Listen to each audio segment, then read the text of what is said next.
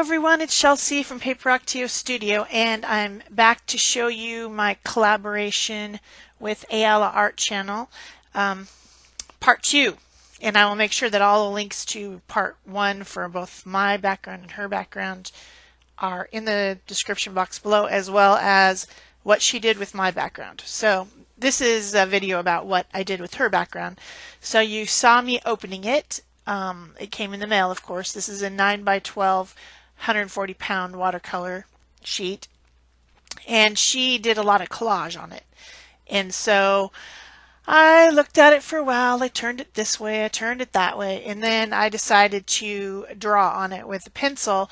That's my graphite pencil, and of course you can't see that because the background's so dark. So I just cut that part out, and now I'm showing you that after I drew my figures in, then I went ahead and just filled them in with some white gesso, not being too I don't need it to be completely filled in. I just need to be able to see where my lines are.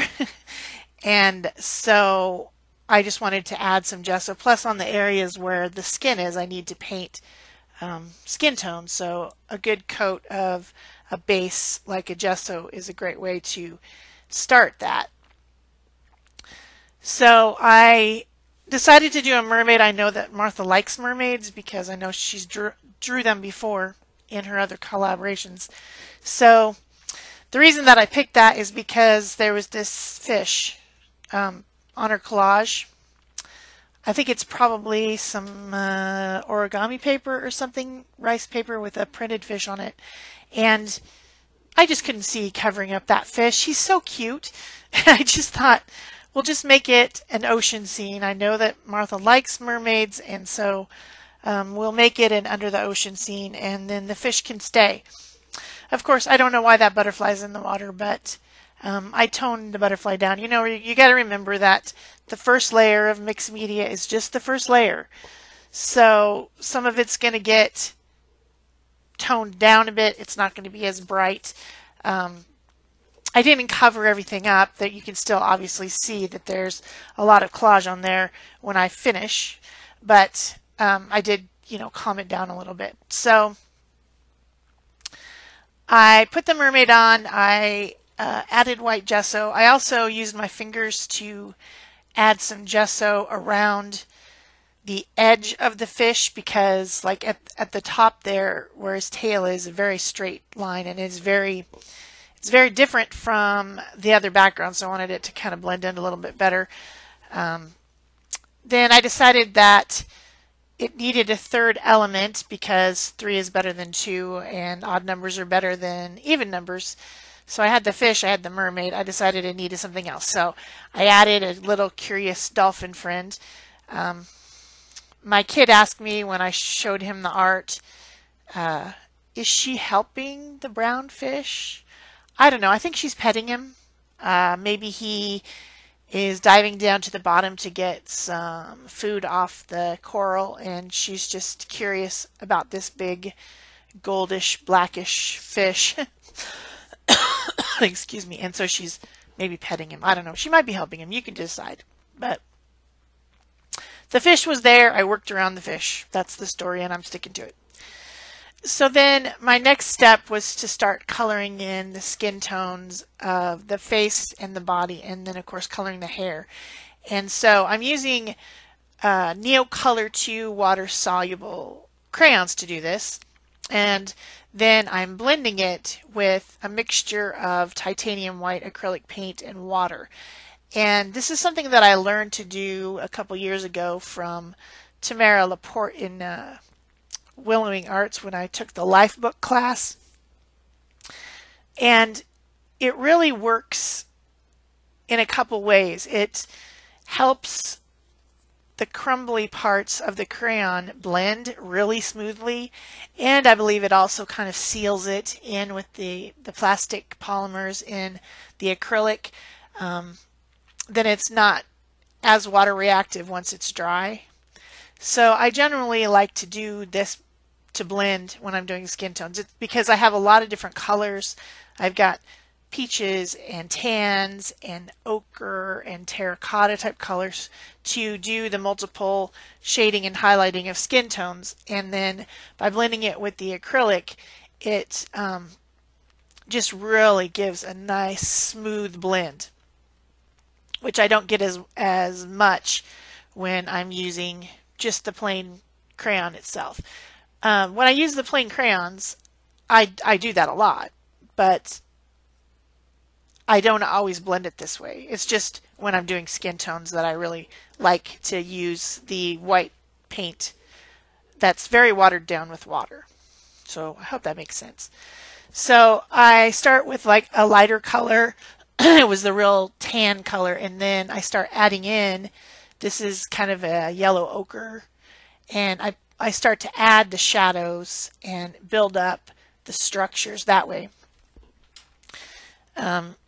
Any place where it would be darker, like under the chin, under the arms, under the tummy, because she's, you know, kind of diving down, I start to add the darker colors, and then I continue to go back in and touch up the light colors with just the pure white paint, maybe mixed with a little bit of a pinkish color sometimes. But it's a process. It's something where you start, you do the next layer, you move on to something else. You do the next layer, you move on to something else. You do the next layer, you move on to something else. And I mean, you could continue to build these up for 2 hours if you wanted to.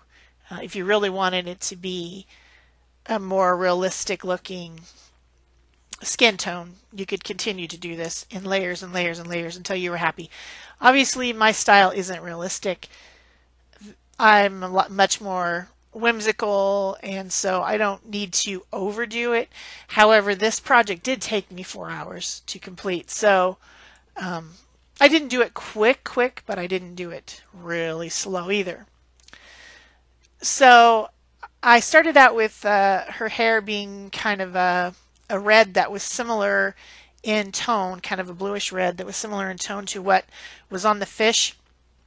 And then I went in and added a very orangey yellowy red as my second layer on the hair. It's kind of the color of the mermaid Ariel's hair. I don't know why people think the mermaids have red hair, but they often do.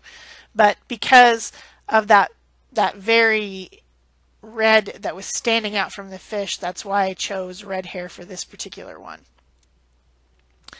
Plus there's other pinkish reddish tones in the collage background as well. So I needed it to blend. If I'd made her have blue hair or something, like I might often do, might not have blended into the composition as well. So I continue with more layers, blending, adding more white, blending some more, until I'm pretty satisfied. I've got some pinks for her cheeks and stuff, and once I'm pretty happy with letting that sit for a while, I decide to work on the tail and the dolphin and the starfish. And what I'm going to do with those, of course, is paper paint, because I love to do that, and that's kind of my thing and my style. I don't know.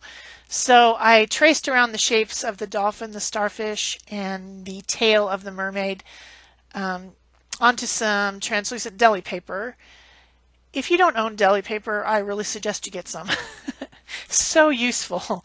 And of course, I will link it to my favorite. I'll link my favorite deli paper down in the description box below with all the other materials that I used. In case there's something that you see that you want to get, please use my links. So I'm using Liquitex matte fluid medium to attach all different types of scraps of paper. Most of these are leftover bits of jelly prints. There are a few baby wipes that have some colors in there, and a lot of it's deli paper. Some of it's newsprint paper, because I sometimes gel print on newspaper, newsprint, not newspaper, but newsprint, the kind of paper that newspaper is printed on, so it's kind of a lightweight pulp paper. at any rate, what I'm saying is it's all lightweight paper. It's thin, light paper, not thick cardstock or anything like that. So using the fluid matte medium works really well. It really gets all this stuff to stick to the deli paper. But then when I go to put it on the piece, I'll use a heavier matte medium, which is the Liquitex gel matte medium, to stick it onto the collage. So, trying to explain what mediums I use. I use a thinner one for all the thin papers and a thicker one for thick projects. Or if I was doing a collage with cardstocks, things like that, I would use the thicker matte medium. So once the tail is done, I switch to oranges and yellows for the starfish, and then some light blue and light purple and periwinkle type colors for the dolphin. I love dolphins. I think they're my totem animal, and I have a dolphin tattoo on my ankle. I think they're so cool. So I don't do them in art very often, but I do have some very large paintings of dolphins in my house that I've made over the years. So continuing to paper paint, and then I will cut these out using some small sharp scissors and attach them over the areas of the collage that I need them to be. So there goes her tail. I was laughing. Somebody said that I had a comment on a video that I did recently where the tail of the mermaid was done with a technique where you have black gesso and you spray over it and then put white gesso stenciling. And she's like, oh, finally, a tail that's not green. And there I go putting a green tail on a mermaid. So I thought that was kind of funny. They don't have to be green. It worked well with this green swirly area that's on the right side of Martha's collage. So I was, again, trying to add colors in areas of the composition that are similar to colors that are already there. So once I have all my paper pieced pieces on, it's time to do some glazing in order to calm down the background, not cover it up, but calm it down. So I'm using a pretty big blob of glazing medium, and then I added some indigo golden high flow, which is a very highly pigmented lightweight acrylic and a fluid. And then I also added just a touch of phthalo blue just to make it a little bit more greenish, but not too much. And I'm painting in the background all around my little figures to push it back, pushing back all that riot of color and pattern that will distract from the focal images, just pushing it into the background. But it's not covering up. This glazing mixture is very thin and translucent, and so it's not covering, it's just calming. And then at the area around the bottom, I left a few of the bumps, the pieces that are collaged down there. I left a few of those. That's the bottom of the ocean. And then on the right hand side where there's a bit of a green paper, it has like a very swirly, it looks like seaweed. And that was one of the things that inspired me to do Under the Sea as well, because that little bit looked like either smoke or seaweed coming up. And so I left that untouched as well. But all the rest of the areas of the background, I did glaze it with the indigo, phthalo blue, green shade mixture and a lot of glazing fluid. Why do I add glazing fluid, you ask? I know you ask that. I could hear you. So the thing about acrylic paint is if you put too much water with it, it breaks down the polymer adhesion in the paint. It's just a thing. It's I don't know how much water. I don't know what the ratio of water to acrylic is or how much it would take to break it. I just know that with these high quality paints, the Golden Company will tell you that if you put too much water in there, it's going to break the paint and it'll start to want to peel and flake off your project. And if you're really making fine art, you don't want that. You don't want your paint, you just spend all that time putting that paint on there, you don't want it to come off. So by adding something clear like a glazing medium, which is exactly really what it's made for, is to thin down the paint and make it more translucent, then you're not breaking any polymers because you're adding basically what is acrylic paint back into it, only without pigment in it. So that's the reason. I've also glazed before using the fluid matte medium that I use for glue. That works for glazing as well because it's basically the same stuff. It's just this glazing medium stays open longer, as in it does not dry as quickly. So it's just a preference thing. Either one can work. So then I still wasn't happy with how my focal points were standing out from the background. It still wasn't quite enough. I didn't want to cover any more of the background. I like that look of a collage in mixed media. That's something that attracts me to mixed media. It's what I like about it. And so I didn't want to put another coat of glaze over that whole background again to try to calm it down even more. So I decided to just use the indigo color of the golden fluid acrylic, that's high flow, and just kind of go around the outside edges of all my figures and then blend that out into the background, and it makes them come forward a little bit more. And then just to finish up, I decided to use my Stabilo All pencil. That's a highly water reactive black pencil. Sharpened it up, and then I'm doing illustration lines and then blending them out with some water. The water is in a water barrel brush, which is a very handy tool if you have it. It's got water in the handle, so you don't have to keep dipping and dipping and dipping. It's just when you need more water, you just squeeze. So it's a tool of convenience for sure.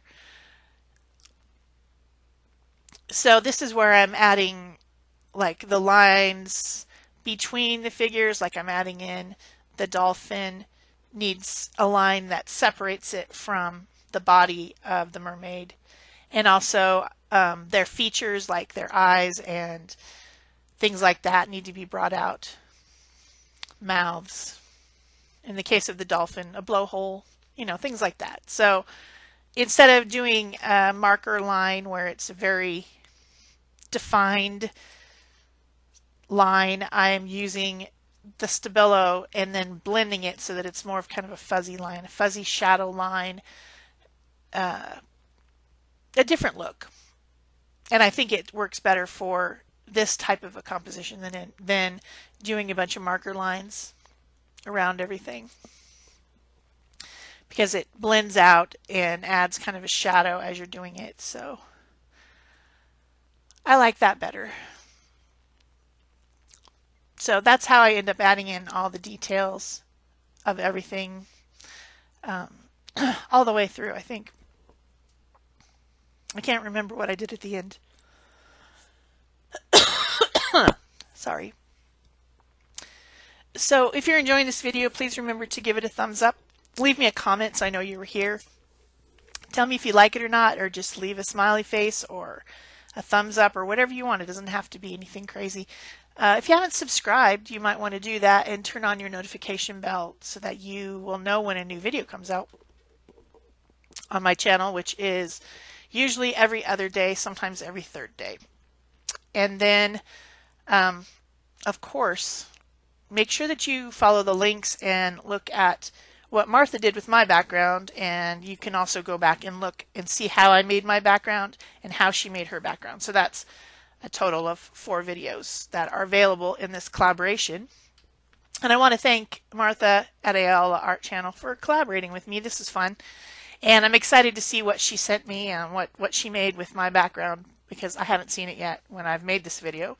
I won't see it until you see it. So I'm excited about that. That's going to be fun. It's always fun to have these collaborative pieces in your studio so that you have a little bit of your art friends with you. So I'm excited about that. And all those links will be in the description box below the video, as well as I'll try to put the iCards in. So, you know, up in the upper right corner you can click and you'll be able to get the links to different things that way as well. So to finish up, I did have a little bit more white acrylic paint diluted with water on my palette. I need to clean that palette, it's looking pretty bad. So I used it to add a few highlights back in, and then also to do some splatters. I like splatters on this type of a project because it just, I don't know, it somehow unifies everything to have those in the background all over the place. So I hope you've enjoyed this video, and I believe that's it for me. Thanks. Bye-bye.